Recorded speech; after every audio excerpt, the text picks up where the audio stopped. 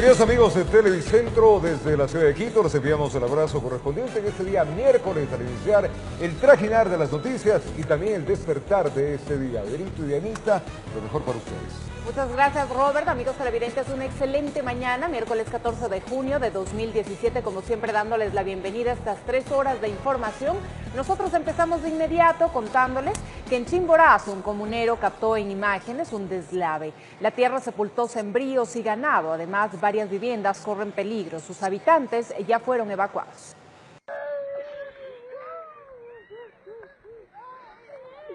Son momentos cuando la tierra empieza a ceder. El llanto y los gritos desesperaban a los habitantes de la parroquia Cebadas en Guamote.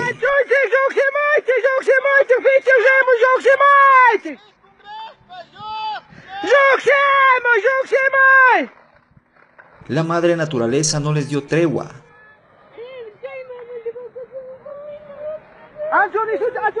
Varias cabezas de ganado fueron sepultadas.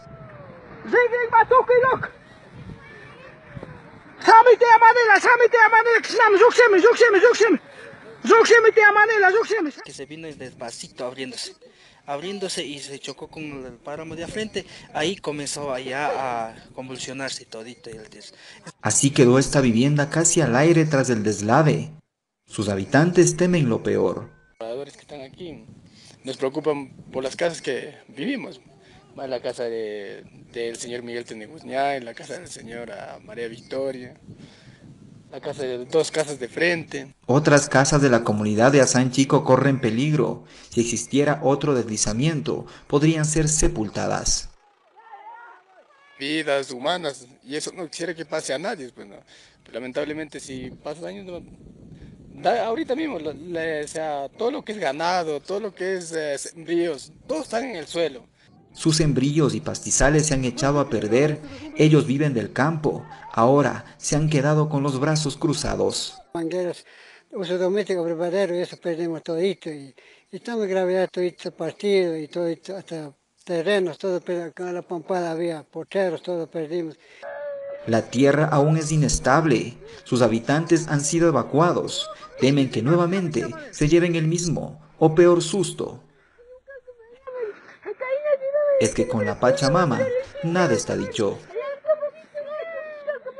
En Chimborazo informó Darwin Altamirano. Muchísima atención, se pronostican lluvias en la capital de la República y en varias ciudades del Callejón Interandino, esto durante el mes de junio. Los expertos esperan que cada vez tengan menor intensidad.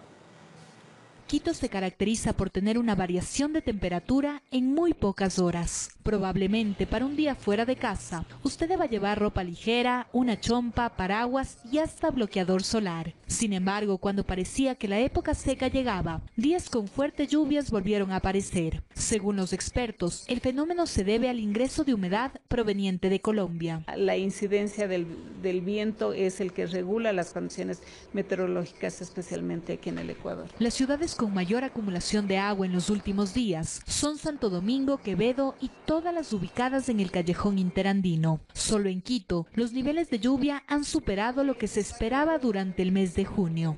Para la ciudad de Quito, la precipitación para este mes es de 39 milímetros, pero hasta el día de hoy han sobrepasado los valores normales. El pronóstico del INAMI es que para el fin de semana, días con mayores temperaturas lleguen, pero probablemente la presencia de lluvias continúe en las próximas semanas, disminuyendo cada vez su intensidad. Ya se acentúen las condiciones del periodo seco. Para evitar afectaciones respiratorias, resfríos o gripes, la recomendación es ventilar constantemente oficinas, viviendas y vehículos, tomar mucho líquido, abrigarse y recordar la importancia de acudir al médico al primer síntoma para así evitar que la enfermedad tome fuerza. Que duerman temprano, que descansen, porque al descansar aumentan las defensas, al tomar líquidos aumentan las defensas y lógicamente un complemento que no deja de ser importante también es un consumo de vitamina C, con frutas o con un complemento. Informó Sofía Vintimilla. 6 de la mañana con 59 minutos y les contamos que en la vía Tambillo a Maguaña, un vehículo tipo furgón se precipitó a un abismo de cerca de 200 metros y cayó al río San Pedro. Aparentemente el conductor perdió pista justo en una curva a la altura del sector conocido como Trópico, que se presume que la calzada estaba mojada y esto influyó en el accidente que dejó 2 personas heridas. Los bomberos de Machachi tardaron 1 hora en rescatar a uno de los heridos que se encontraba atrapado en la cabina. Se desarticuló una organización delictiva que operaba al interior del Centro de Rehabilitación Social de Varones Bellavista. Está ubicado en la provincia de Santo Domingo. 15 personas detenidas. Los privados de libertad enfrentarán un nuevo proceso.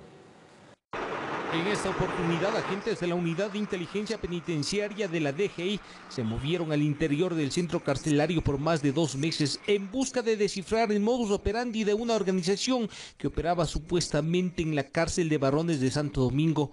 Básicamente se dedicaban al expendio de sustancias sujetas a fiscalización, en este caso marihuana y base de cocaína. Aparentemente la cadena empezaba en el pabellón A de mediana seguridad. Permitió desarticular una organización delictiva dedicada al tráfico y microtráfico al interior del CDS. 15 privados de la libertad supuestamente eran parte de la red carcelaria, quienes se encargaban de abastecer de droga a los diferentes pabellones del centro penitenciario. En el operativo Casolosa participaron agentes del Grupo de Operaciones Especiales y Criminalística. En la revisión de las celdas encontraron 597 gramos de cocaína y 953 de marihuana, teléfonos celulares, baterías, cargadores, entre otros artículos como 5 chips de celulares, 3 auriculares, 6 cuchillos, una punta artesanal, 3 cargadores. Los PPL identificados en los seguimientos fueron nuevamente puestos a órdenes de las autoridades judiciales. La justicia les procesará por estar aparentemente implicados en un nuevo delito, en este caso comercialización de droga en el centro carcelario. Las investigaciones siguen en busca de terminar con la cadena, es decir, con las personas que se encargan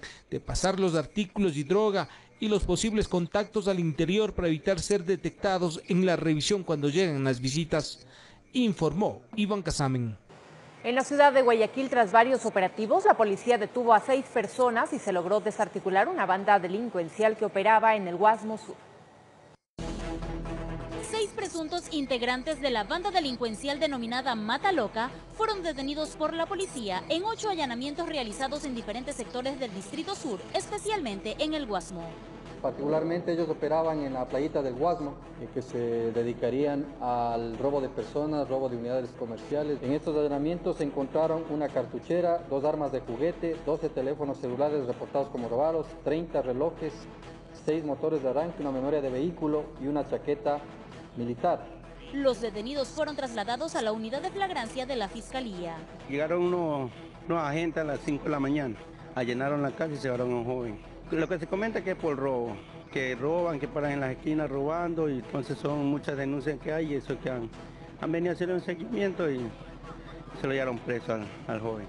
Pero de ahí han cogido 4 más. Que roban hacia la ranchón, los teléfonos es lo que se llevan. Está bien que anden rondando también, porque a veces pues uno sale y a veces hacen cosas que no deben de hacer la gente. En otro operativo realizado en el sector de la Bahía, la policía decomisó 984 equipos tecnológicos, en su mayoría celulares, que estaban en una bodega y cuyo propietario no pudo justificar su procedencia. A través de fuentes reservadas se estableció que en este local, en esta bodega, se estaban almacenando este tipo de objetos, de lo cual tenemos ya más información en torno a varios locales en todo el sector de la 9 de octubre, con el objeto de precisamente evitar que estos objetos sean vendidos al público porque no tienen un respaldo, no tienen documentos originales de procedencia de este tipo. Dentro de la operación, la policía además decomisó $68.000 en efectivo, informó Rosalena Vasconés. Gracias por acompañarnos en esta primera emisión del Comercio TV. En Guayaquil, 2 personas que se dedicaban al robo en buses de transporte urbano fueron detenidas. Las cámaras de seguridad de las unidades permitieron la captura de estos malandrines. Subirse con la anuencia de un pseudo pasajero, desvalijaban a todos los usuarios de un bus de servicio urbano. Fue a través de las cámaras del sistema Transporte Seguro que la policía identificó a los mismos en otros 6 asaltos, pero hoy se les acabó la suerte. La evidencia del video, tenemos una cartuchera de recuperada en el poder de estos ciudadanos y los celulares. Un mayor de edad y un adolescente operaban en los buses de las líneas que circulan por la Ciudadela Mucho Lote 2, en la autopista Terminal Pascuales. Tanto en la línea 124, en la 80, en la 47 y en la 14, donde por versiones de los moradores y la identificación de los mismos. En los paraderos de la avenida Narcisa de Jesús hay satisfacción porque tienen un antiguo anhelo, solo superado por el temor. Queremos estar en absoluta libertad de poder nosotros movilizarnos, más que nada en el transporte popular. Algunas pasajeras, sin embargo, creen que la acción policial ejercerá una presión para que sean ellos los asaltados, por la duda. Tiene un poco más de temor y no se atrevería a ser tan descarados. Pienso que es así. El adulto tiene un antecedente por asalto a mano armada y el menor de 14 años enfrentaría su primer proceso en el Centro de Adolescentes Infractores, informó Jorge Escobar.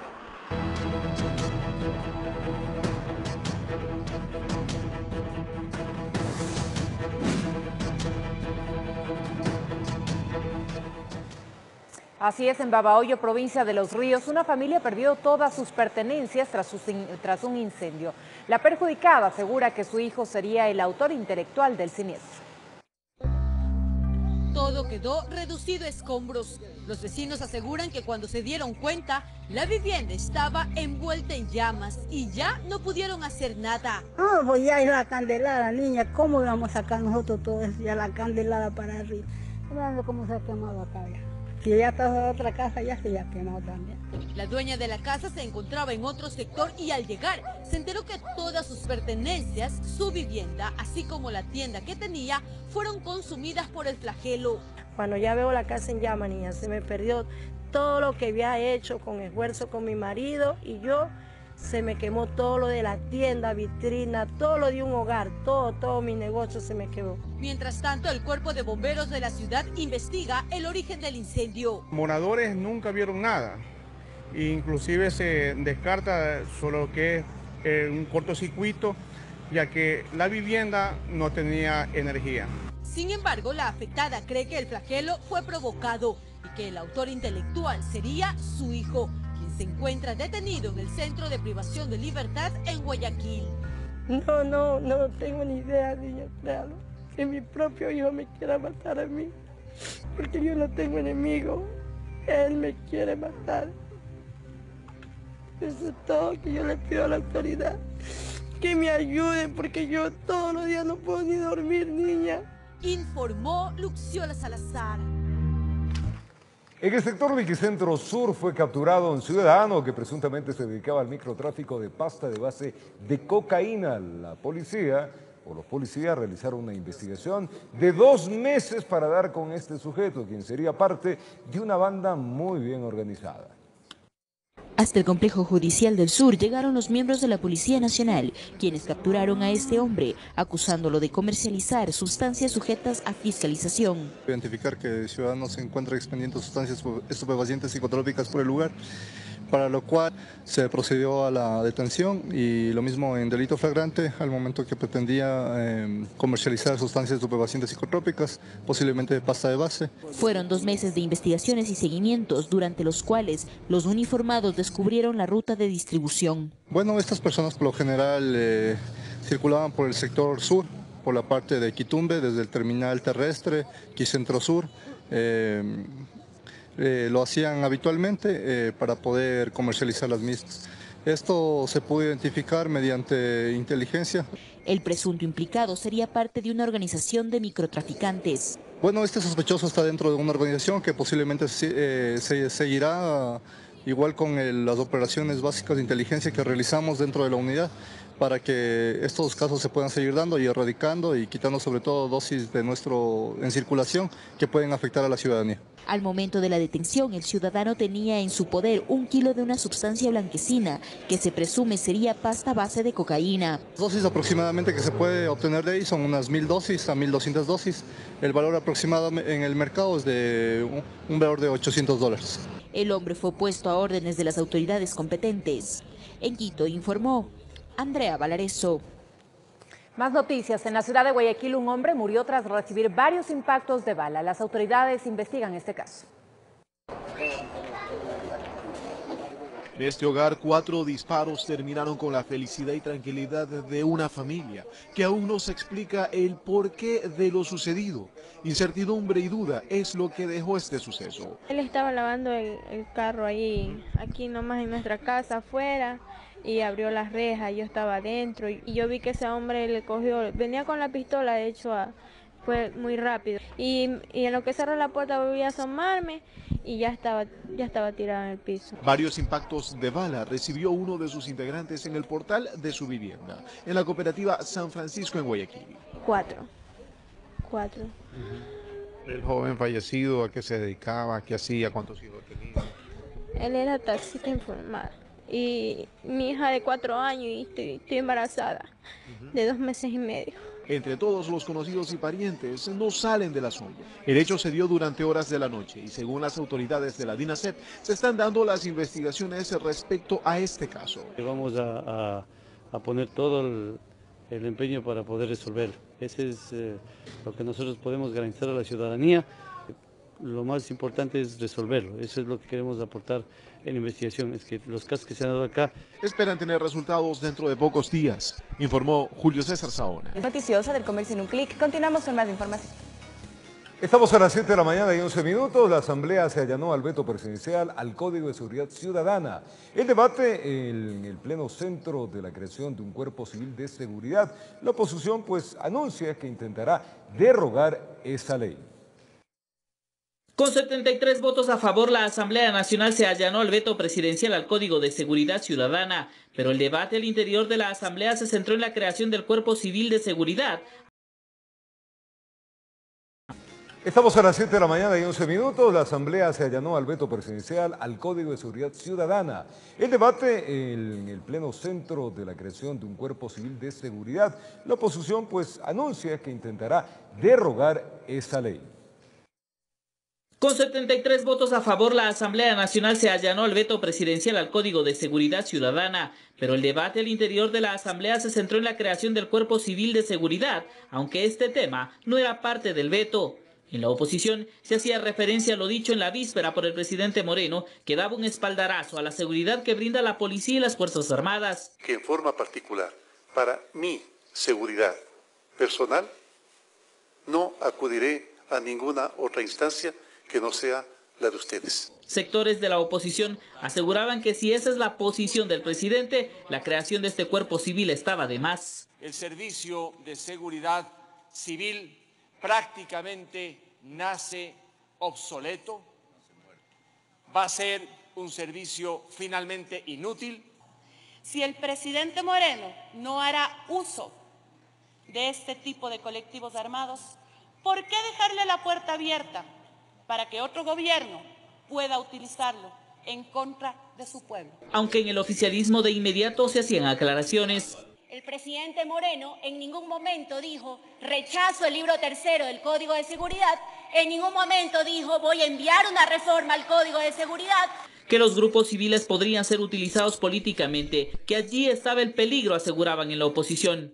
Queremos crear un cuerpo civil armado que le dé la oportunidad a este o a cualquier otro gobierno que utilice las armas en contra de su pueblo. Yo quiero rechazar comparaciones burdas que se están haciendo, señalando que se está creando un cuerpo en contra de los ecuatorianos. Las bancadas de oposición han anunciado que de inmediato presentarán un proyecto para derogar la ley o presentar también demandas de inconstitucionalidad. Eso es un caramelito envenenado que continuará en la legislación para el futuro y hay que derogarlo porque es inconstitucional. Ustedes el día de hoy tendrán los votos, pero no necesariamente la razón. Así que cuando pase esto, que no ha sido motivo del veto, y se ponga en vigencia, será sometido inmediatamente un proyecto de reforma. Con este allanamiento, el código será enviado al registro oficial para su publicación y entrada en vigencia. Informó Javier Gallo. 7 de la mañana con 14 minutos y como acertada se califica la decisión del presidente Lenín Moreno de dejar sin efecto la utilización del Servicio de Protección Civil Armada. Sin embargo, el ex candidato a la presidencia, Paco Moncayo, cree que se debe efectuar reformas para derogar definitivamente este cuerpo legal. El general en servicio pasivo Paco Moncayo, ex candidato a la presidencia de la República y ex jefe del Comando Conjunto de las Fuerzas Armadas, no se da vueltas para analizar el anuncio presidencial. Pero yo lo que percibo además es otra muestra de que vamos a vivir en paz, de que no vamos a vivir como perros y gatos como hemos vivido 10 años, buscando con quién me peleo, a quién le insulto, a quién le hostigo. El ex coronel del ejército ecuatoriano Luis Hernández señala otras ventajas de dejar de lado la conformación del Servicio de Protección Civil Armado, que pretendía ser creado para dar seguridad al presidente, vicepresidente y ministros. Lógicamente, al tomar este tipo de decisión, ahorra recursos, que es muy importante, recursos que puedan ir a las mismas fuerzas del orden, la policía y las Fuerzas Armadas. En segundo lugar, evita que haya organismos de seguridad fuera de lo que establece la Constitución de Montecristi. Montecristi es muy claro en el aspecto de organismos de seguridad. Existe únicamente la policía y las Fuerzas Armadas que pueden portar armas. Moncayo cree que es necesario ir más allá del anuncio del presidente Lenín Moreno. Hay que reformar esa ley, hay que suprimir el libro 3 del Código de Seguridad Ciudadana. No basta con decir, yo no voy a dar paso, tiene que mandar una reforma para que se suprima de la ley una creación inconstitucional de ese cuerpo. Para Hernández, de esta forma se está valorizando el trabajo de las Fuerzas Armadas y Policía Nacional. Claro, por supuesto, o sea, les da una confianza, confía en ellos y usted confía en quien hace bien su trabajo. Informó Héctor Romero. La Comisión de Fiscalización de la Asamblea Nacional estableció el cronograma de comparecencias por el enjuiciamiento político del Contralor Carlos Polit. Se confirmó que el funcionario deberá comparecer el 27 de junio. La Comisión de Fiscalización tiene listo el cronograma para las comparecencias por el enjuiciamiento político al Contralor Carlos Polit, quien deberá acudir a su defensa el próximo 27 de junio a las 14 horas. Recordar que hay 15 días para sustanciar el juicio y también para las pruebas de descargo. En ese caso, los 15 días terminan el 27. Entre la siguiente semana y el 27 tendrán que venir los asambleístas proponentes y sustanciar su solicitud. Se informó que las notificaciones ya fueron enviadas por escrito a la sede de la Contraloría, así como los 63 asambleístas oficialistas que respaldaron la solicitud de juicio político con su firma. Además, se confirmó que el fiscal general del Estado, Carlos Vaca Mancheno, acudirá ante la Asamblea Nacional el próximo viernes 16 de junio a las 10 de la mañana y el Consejo de Participación Ciudadana lo hará el martes 20 de junio a las 15 horas. A estas convocatorias se suman la del ex fiscal del Estado, Galo Chiriboga, aunque no se definió la fecha. Lo que no se ha concretado fecha porque obviamente él me ha pedido que podamos coordinar su agenda. Ya no está en la función pública, él pide coordinar. Durante la sesión, desde la oposición, el legislador Raúl Tello mocionó también llamar a comparecer a los integrantes de la autodenominada Comisión Ciudadana Anticorrupción. A comparecer y a darnos información al respecto de sus investigaciones. No nos olvidemos de que ellos anunciaron algunas irregularidades del Contralor y le anunciaron al país. Y fruto de ello fueron víctimas de un juicio que determinó inclusive una sentencia y posteriormente un supuesto perdón. Lo que no procedió, pues la presidenta de la mesa legislativa, María José Carrión, pidió que su solicitud sea argumentada. No existe una institucionalidad que avale sus documentos, los que ellos han entregado. Es decir, yo creo que ahí hay que actuar con responsabilidad. Por eso lo que hemos pedido al asambleísta, sustente cuál es la información que podrían dar, en este caso, la comisión, para en ese momento, con esa información, en un debate de la Comisión de Fiscalización, poder tomar la decisión más razonada. A mí me parece que lo lógico es actuar ante documentos, no ante solicitudes de comisiones, que puede haber millones. Por su parte, Tello señaló que insistirá y sustentará su moción en la próxima reunión de la comisión. En Quito informó Adriana Rojas. El superintendente de Control del Poder de Mercado aseguró que la entidad inició hace 2 meses una investigación sobre la empresa brasileña Odebrecht por supuestos actos de corrupción. Esto tras una solicitud que realizó el exasambleísta Fabricio Villamar. La mañana de este martes 13 de junio, el asambleísta Fabricio Villamar por el partido Creo acudió hasta la Superintendencia de Control del Poder del Mercado El objetivo de su visita fue presentar una solicitud para que se inicie una investigación y posterior sanción a la empresa brasileña Odebrecht. Ahora sí vamos a saber si es que el gobierno nacional, por medio de la superintendencia, tiene intenciones de sancionar a la empresa corrupta y corruptora, como ellos le llaman, o si es que van a proteger a la empresa y adicionalmente a quienes fueron los corrompidos por esta empresa. Por su parte, el superintendente del Control y Poder de Mercado, Pedro Páez, enfatizó que la visita del legislador había sido sorpresiva y acotó que la investigación solicitada ya se inició hace 2 meses aproximadamente. Hemos venido trabajando sobre esa situación que además se proyecta como un caso regional, que no solamente involucra el tema que ya más o menos la opinión pública conoce, sino que además parece ser que involucra un reparto regional de mercados. Villamar solicita sobre este caso celeridad. Yo creo que hay que pasar del discurso de la lucha contra la corrupción a la acción de lucha frontal contra la corrupción y que las personas que están a cargo lo demuestren. Páez, mientras tanto, menciona un problema. Y el problema real es aquí el poder contar con las pruebas conforme a la ley y garantizando el derecho a la defensa de las partes, como se le ha hecho en los 639 casos que hasta el momento la superintendencia ha trabajado. De encontrarse alguna responsabilidad de negligencia o abuso de poder, Odebrecht podría pagar como sanción hasta el 12% del volumen de negocios totales. En Quito informó Andrea Orbe.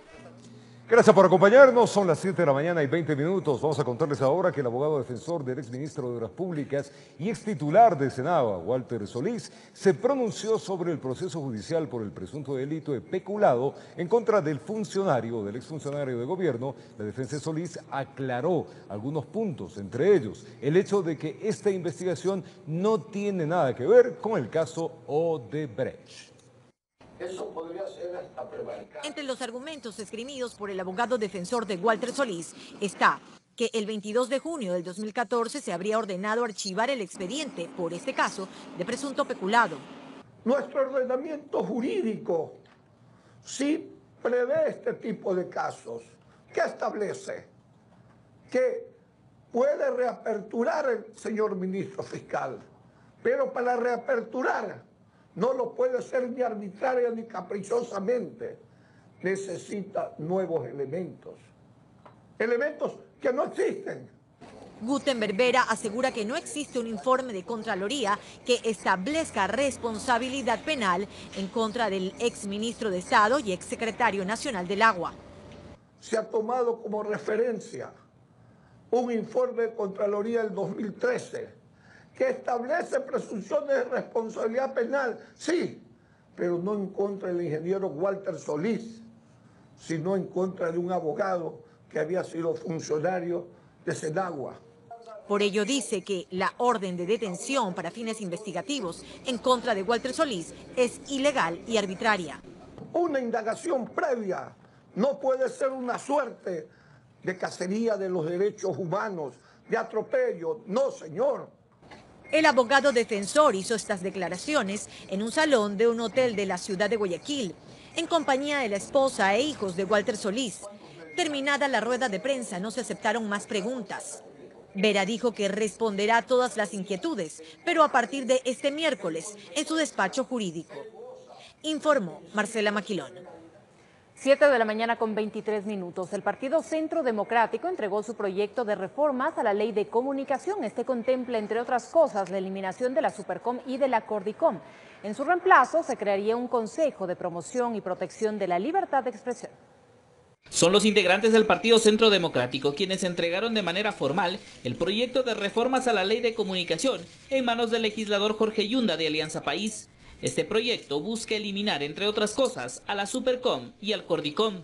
Es crear un órgano que sustituiría a las funciones de la superintendencia. ¿Por qué? Porque resulta que los medios se han quejado que actualmente cómo funciona el sistema. Una persona vulnerada por un derecho, se le hace un informe jurídico que lo hace la superintendencia. Lo sanciona, lo juzga la superintendencia. Y usted en caso de impugnación, el órgano de impugnación es el superintendente. Y a cambio de estas dos entidades, se crea un consejo, que la principal función de este nuevo ente será el de guiar y educar, que el tema de sanciones será secundario. Cuya principal objetivo, más que sancionar como actualmente está, es proteger el derecho. Es decir, este consejo debe promover, educar, generar vínculos con universidades. Que la conformación de este nuevo consejo deberá salir de la ciudadanía y de las universidades. Lo que buscan es que la influencia política quede fuera. Bajo ningún punto de vista se ha intentado ablandar la ley de comunicación, más bien hemos intentado proteger aquellas conquistas que se encuentran en la ley de comunicación. Todo país civilizado debe tener una ley de comunicación. El tema de que aquí se ha dicho es justamente que esta ley pueda garantizar y profundizar más los derechos de la ciudadanía. Las reformas quedan en manos del legislador Yunda, que buscará impulsar el proyecto al interior de la bancada de país, que tiene la mayoría dentro de la Asamblea.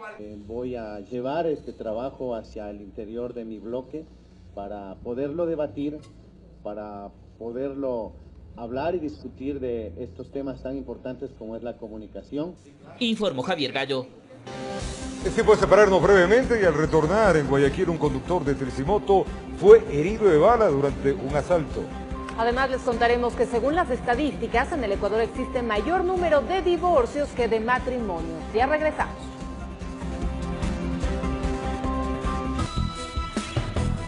Desde la ciudad de Quito le estamos contando las noticias acá en la primera entrega del Comercio TV. Vamos a Guayaquil. Allá un hombre fue herido de bala por resistirse a un asalto. Uno de los presuntos delincuentes fue detenido.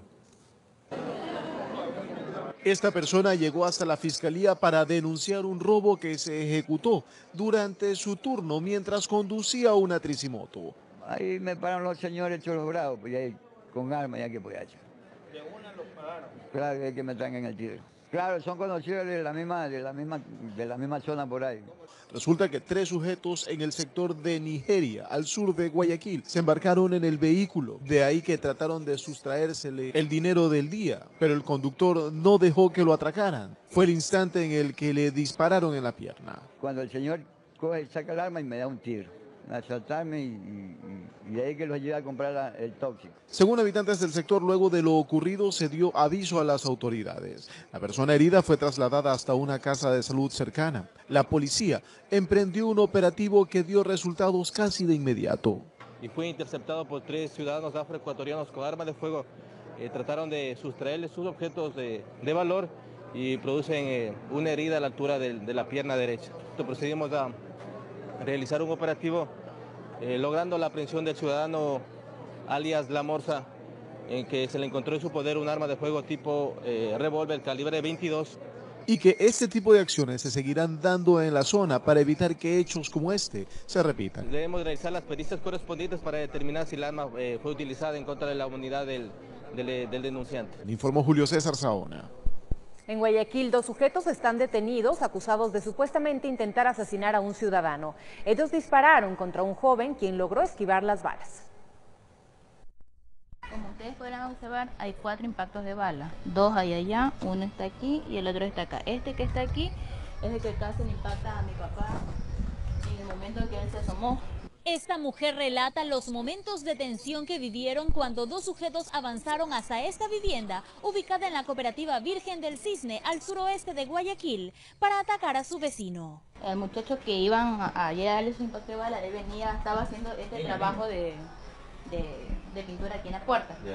Entonces él venía saliendo y la hermana de frente le dice, Pancho, no salga. Entonces la curiosidad, él fue lo que asomó cuando vienen los 2 primeros impactos. Como algunos disparos se oyeron, como unos 4 o 5 disparos, algo así.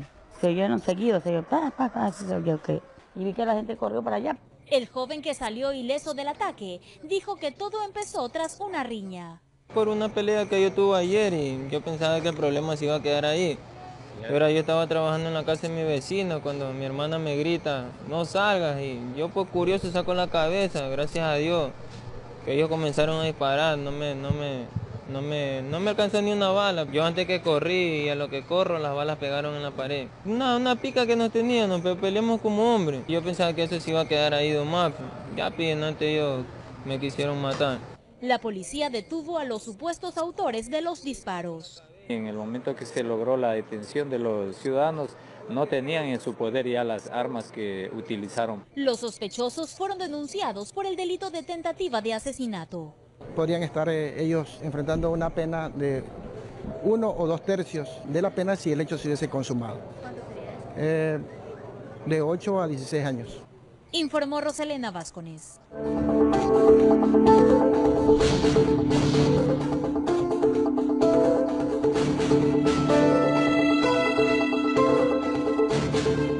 Vamos a contarle que según las estadísticas en nuestro país, en Ecuador, existe mayor número de divorcios que matrimonios. Al parecer, la mayor causa de separaciones sería la pugna de poderes entre las parejas. Les tenemos un informe.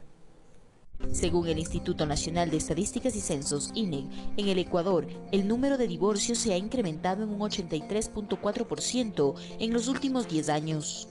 Nosotros pasamos de tener aproximadamente 14.000 divorcios al año en el año 2006 a tener 25.700 divorcios en el año 2016. En el promedio de edades, el mayor número de separaciones se da al pasar los 30 años. Cuando vemos los divorcios en los hombres se dan en mayor cantidad entre los 30 y 39 años y en las mujeres entre los 30 y 34 años. Un matrimonio, según las estadísticas, dura un promedio de 15 años. ¿Pero a qué se debe? Según el Código Civil vigente en el Ecuador, las causales de divorcio son el adulterio de uno de los cónyuges, los tratos crueles o violencia contra la mujer o miembros del núcleo familiar, el estado habitual de la falta de armonía de dos voluntades en la vida matrimonial, las amenazas graves de un cónyuge contra la vida del otro, la tentativa de uno de los cónyuges contra la vida del otro, los actos ejecutados por uno de los cónyuges con el fin de involucrar al otro o a los hijos en actividades ilícitas, la condena ejecutoriada a pena privativa de la libertad mayor a 10 años, que uno de los cónyuges sea ebrio consuetudinario o toxicómano, el abandono injustificado de cualquiera de los cónyuges por más de 6 meses ininterrumpidos. En 1995 casos, el mutuo acuerdo, abandono voluntario del hogar 8.200 casos, injurias graves 895 casos, muy de lejos. Según los expertos en terapia de familia, las parejas atraviesan un proceso que va desde el enamoramiento hasta la crisis. Planteo, las cosas bonitas, después viene la rutina, después una etapa de lucha de poder donde las parejas están peleando, tienen conflictos, hay mucha energía en la pareja porque es de alguna forma yo quiero poner y cambiarte a la forma como yo soy. Viene otra etapa que es la de desilusión y separación.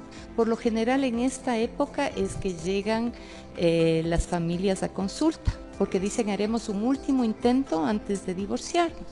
Pero ¿cómo superar estos problemas? Generalmente las parejas se manejan con límites, qué es tolerable y qué no es tolerable en una relación de pareja.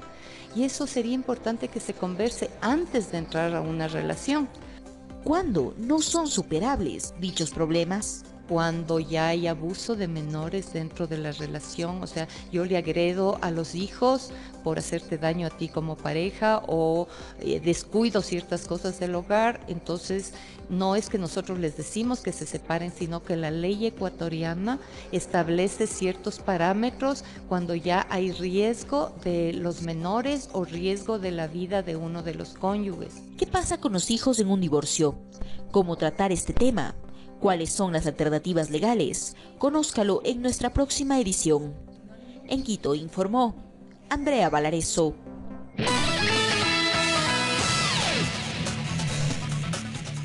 Escuche bien, por favor, en el país funcionan 20 bancos de sangre, de ellos 16 son privados y 4 públicos. Desde el 2012, el Ecuador cuenta con una tasa de 14 donantes por cada 1000 habitantes. Le contamos un poco más.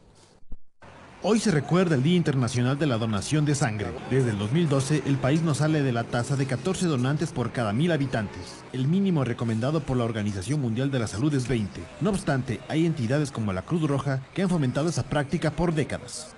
Cruz Roja Ecuatoriana ha trabajado 68 años ya en donación de sangre. Somos la única red a nivel nacional que funciona así. Y lo más importante, el 95% de nuestros donantes son voluntarios altruistas. La sangre que procesa la Cruz Roja Ecuatoriana cubre más o menos el 70% de la demanda de productos sanguíneos en el Ecuador. En la actualidad, hay varios procedimientos médicos que se benefician de este servicio. Situaciones como un trasplante de hígado puede llegar a utilizar 50 concentrados de glóbulos rojos, una cirugía de corazón abierto, que ahora son tan frecuentes, ya es una cirugía de rutina. Se van por lo menos 15 productos entre glóbulos rojos, plasma y plaquetas. Un problema es el alto costo del procesamiento. Como lo establece el tarifario, Salud cancela a la Cruz Roja $52.67 por cada componente sanguíneo, que puede ser un concentrado de glóbulos rojos, plasma o plaquetas. El año pasado canceló 8,3 millones a este organismo. Pese a las dificultades, la gente busca donar sangre para ayudar. Son 15 y 16 veces donado, entre plaquetas y lo que es sangre total. En Ecuador, funciona 20 bancos de sangre, según el Ministerio de Salud. En la Cruz Roja se recomienda donar sangre para ayudar. El procedimiento es sencillo y confidencial.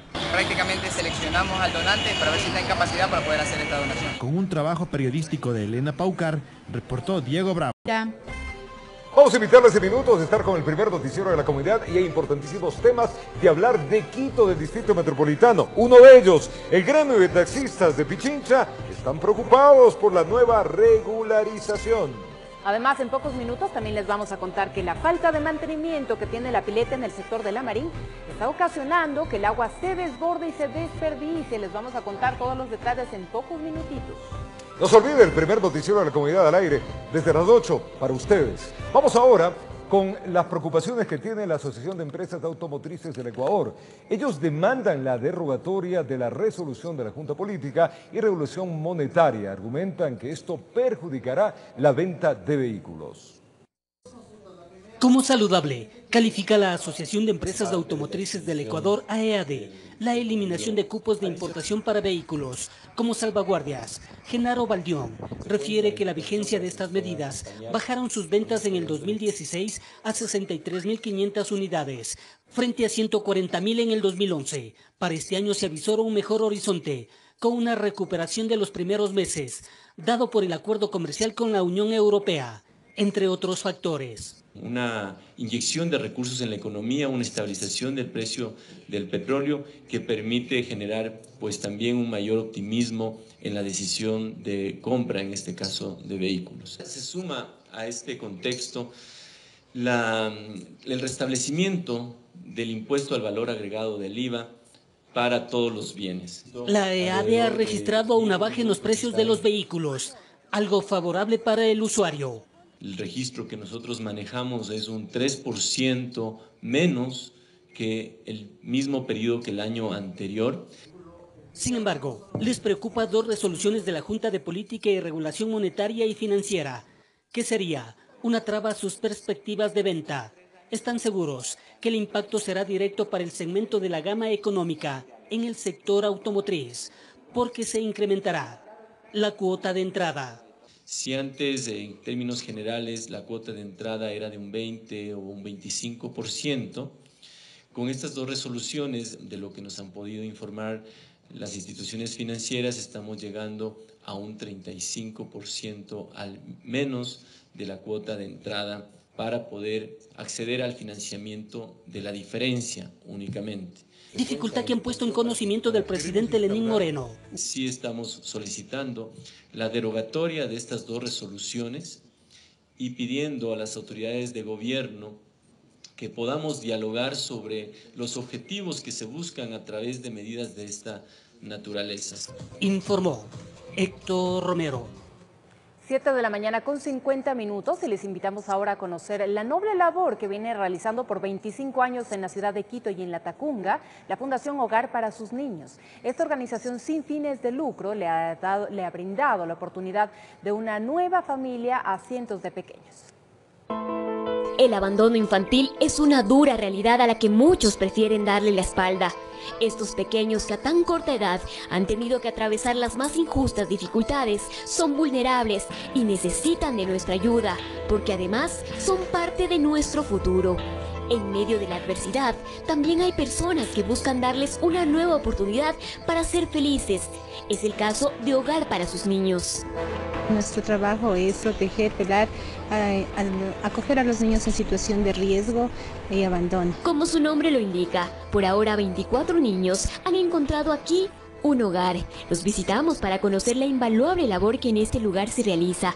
Nos llena de asombro que todo está adecuado para que sea lo más parecido a una casa familiar. El cariño y el amor se sienten en el ambiente y cuentan con 16 cuidadoras o las tías como se las llama. Sabemos que no somos su familia, sin embargo tratamos de todos ser sus mamás, sus papás, dependiendo del género que haya de los voluntarios también. Y como todo hogar, hay reglas. Los más grandes van a la escuela y los chiquitines reciben educación inicial en el hogar. Nosotros tratamos de que los niños tengan todo individualmente, inclusive sus juguetes, para que ellos tengan su sentido de pertenencia y puedan desarrollar una vida lo más normal dentro del hogar. No solo se trabaja en el bienestar del presente, sino del futuro. El objetivo primordial es buscar que se garantice la familia que perdieron. Afortunadamente dicen que gracias a la mejor agilidad en los procesos de adopción, se ha logrado que muchos menores vayan con sus nuevos padres. Es una parte emocional en donde se contrae el corazón, así literalmente, porque tú recibes a uno con mucho cariño y también tienes que mandarlo con mucho cariño. Señalan que antes trabajaban más en adopciones, ahora también lo hacen con la reinserción familiar, con los menores que llegan separados del seno del hogar por situaciones de riesgo. La investigación que Trabajo Social realiza, se determina pues si la familia está en condición pues de recibir al niño nuevamente en su seno, pero la última palabra la tiene el juez siempre. Pero para continuar con esta noble labor se necesita de mucha ayuda. Toda persona siempre es bienvenida con cualquier tipo de aporte que pueda realizar, desde un aporte económico, pueden apadrinar también a los niños y adicionalmente colaborar con las necesidades internas de insumos, objetos de segunda mano en buen estado, porque nosotros realizamos también mercados de pulgas. Se necesita también el presupuesto para pagar a los profesores que tenemos aquí internos y adicionalmente la compra de útiles escolares. Usted puede hacer su contribución comunicándose al 3460-304 o al 0992-987588 o encontrarlos en Facebook como Hogar para sus Niños FHC o a través de su página web www.hogarparasusniños.org. Todos los recursos que llegan a este lugar son 100% gestionados de una manera correcta. En Quito informó Adriana Rojas.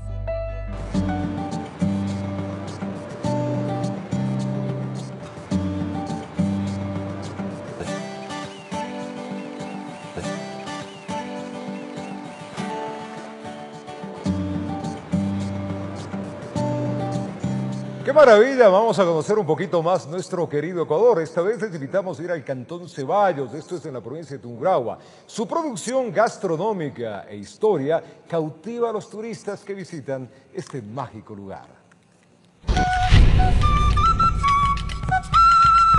En síntesis, el Cantón Ceballos pertenecía antiguamente a la jurisdicción de Tizaleo. Nosotros venimos de la cultura de los panzaleos y pues al transcurrir los años el Cantón Ceballos se separa de lo que es Tizaleo, ¿no? Formando así su parroquia el 29 de abril de 1892 con el nombre de Capote Bajo. El mismo pues tiene dos significados. Capote Bajo significa Valle Hermoso y la otra pues es capa que utilizaban los españoles en temporada de frío y igualmente se llamaba pues Valle Hermoso. Años más tarde pues se forma cantonización el 13 de mayo de 1986, ¿no? Les comento un poquito la parte histórica. Aquí en el Cantón Ceballos, en la estación donde nos encontramos ubicados el día de hoy, se fundó y se empezó a construir el año de 1928, siendo así la tercera estación más importante a nivel nacional, porque desde aquí se mandaban los productos provenientes de la sierra hacia el oriente y del oriente nuevamente receptábamos los productos de ellos, ¿no? Bueno, pues dentro de la estación del tren conservamos unas reliquias antiguas de lo que era la locomotora antiguamente, ¿no? Y de igual manera conservamos una pesa del siglo XX en la cual pues subían los productos y pues pesaban directamente para ser enviados a la parte del oriente. En la actualidad el Cantón Ceballos se encuentra a 18.5 kilómetros cuadrados, ¿no? Estamos en una altitud de 2.282 metros sobre el nivel del mar y contamos con una población, según el censo 2016, de 8.000 a 9.000 habitantes. En la actualidad, el Cantón Ceballos se basa en una productividad en parte frutícola y en parte productiva, en la cuestión de cuero y calzado. En la parte gastronómica, Ceballos todavía cuenta con una rica gama de variedad de comida ancestral, ¿no? Tenemos lo que es el ají de cuy, el conejo, de igual manera la gallina criolla, yaguarlocros, fritadas y hornados.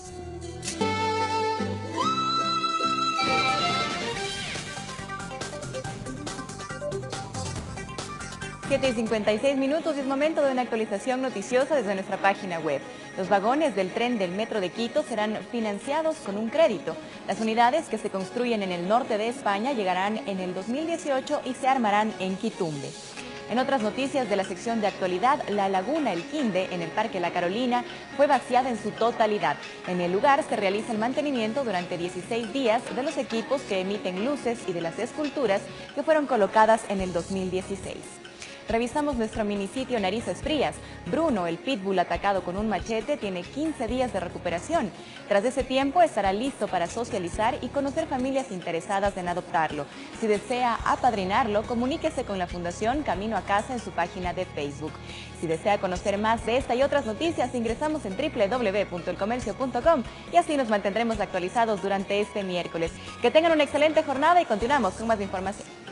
Gracias, Anita Belén, por esa información. Es momento de una pausa comercial, pero regresamos con el primer noticiero de la comunidad y les vamos a contar que existen criterios divididos tras la presentación del estudio de la oferta y demanda del taxismo en Quito. ¿Cómo resolver los problemas que tenemos con los vecinos? ¿Usted se ha conflictuado con un vecino? ¿Quién no? Vamos a contarles al retornar que hay centros de mediación, hay gente especializada que ayuda para que nuestros nervios estén bien cuidados. Esto y más en el primer noticiero de la comunidad. Ya venimos.